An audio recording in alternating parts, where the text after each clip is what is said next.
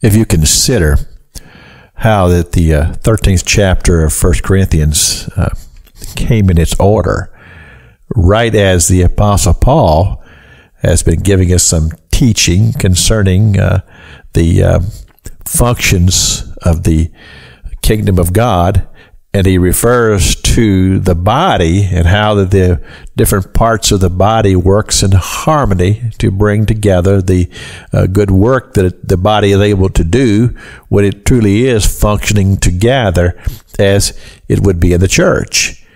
But then he says, well, we have all of these wonderful giftings that God has given us to be able to conduct the work of the church, and how that they all work in harmony. But then he said, covet the best gifts. In other words, desire to reach out and obtain the best gifts. But yet, I show unto you a more excellent way. So, then he begins to make the description about how that though a person speaks with the tongues of men and angels, but yet he does not have love, he's a tinkling cymbal and a sounding brass.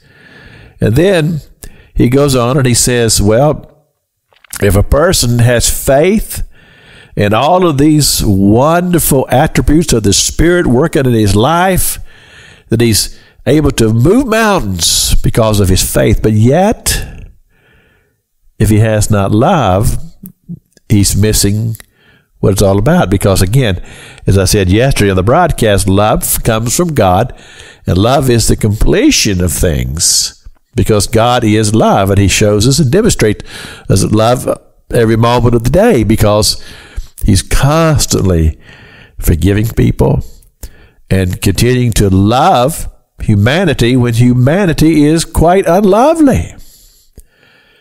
Then he begins to give us a description of what the manifestations of love is. He says it does not behave itself unseemingly.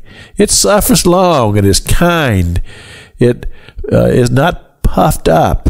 It's not easily provoked. So basically, he's telling us that love, as it is demonstrated, will show forth the fruits of the Spirit that he tells us about in the book of Galatians. The fruits of the Spirit. In other words, if a person is truly walking in love, the type of love that only God can give, that only God can teach, then the end result of that, or the manifestation of that, will be these things described as the fruits of the Spirit, which are all things that enhance and causes humanity to be better, causes society to be better, and causes the individual to be better, because it truly is from the very heart of God.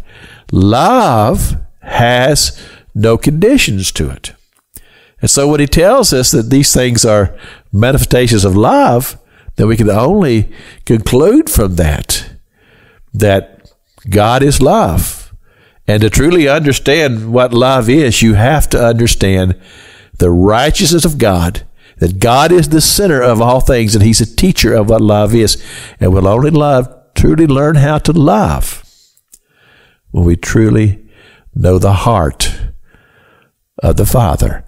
This is Pastor Jack King with the gospel on the radio broadcast.